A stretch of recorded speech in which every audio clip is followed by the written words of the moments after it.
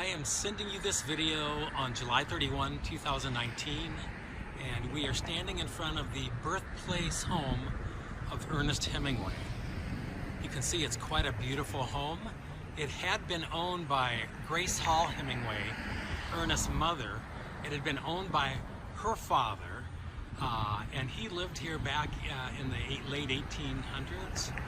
And he made a lot of money from selling knives back then. That's kind of an unusual little bit of trivia, but he made some money, and here we have the nice insignia of the sign.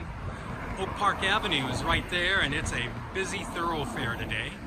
Let's walk on up to the front of the house, and I believe it's closed today until noon, and it's a little before noon, and we may come back and take a tour.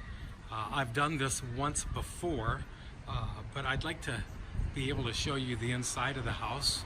I think that'd be of interest to people that are interested in following my story. Let's go on up the stairs. Here we have the insignia here, the sign, the Hemingway birthplace. And we're just at the front door. Let's see when they're open today. Well, we'll come back and find out. So we're gonna take a stroll over to Hemingway's boyhood home on North Kenilworth Avenue, and I'll be back to you soon. Bye.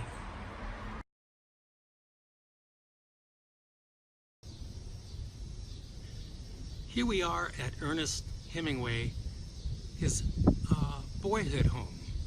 He moved here in 1906 from the property that he was born on here in Oak Park, on Oak Park Avenue. The family actually built the home here in 1906, and they had a big party when they laid the cornerstone, and it was a very formal affair, and they enjoyed, I think, popcorn and other goodies on the day in which the stone was laid. But here you see the quiet, beautiful green neighborhood here. It's a beautiful summer day. Temperature must be right at 68. It feels like I'm in a nicely air-conditioned room. It's just glorious. There's the sign for Kenilworth Avenue. And if you look here, you'll see the little monument we have in front of the house. Did I say house? It sounds like I'm Canadian.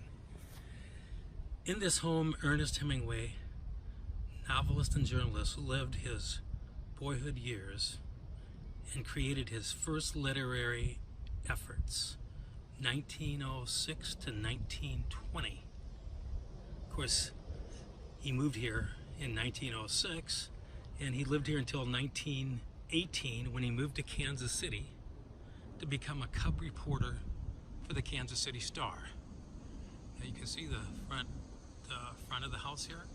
On the second floor, the Hemingways, the parents, Edward and Grace, had their bedroom, and unfortunately, in 1928, actually on December 8, 1928, Dr. Clarence Ed Hemingway shot himself with a revolver, and of course he died.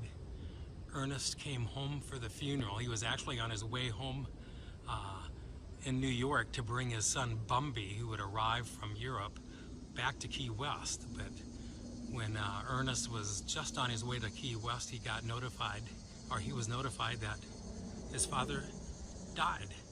And so he didn't have much money on him, and I think he wired his good friend F. Scott Fitzgerald to send him some money. And he also wired Scribner, the publisher of his books, to send him some money. He was desperate, he needed money, and he dropped his son Bumby off at a train station, at a train where he hired the gentleman working the train to take care of him. So he had to entrust his son to a complete stranger.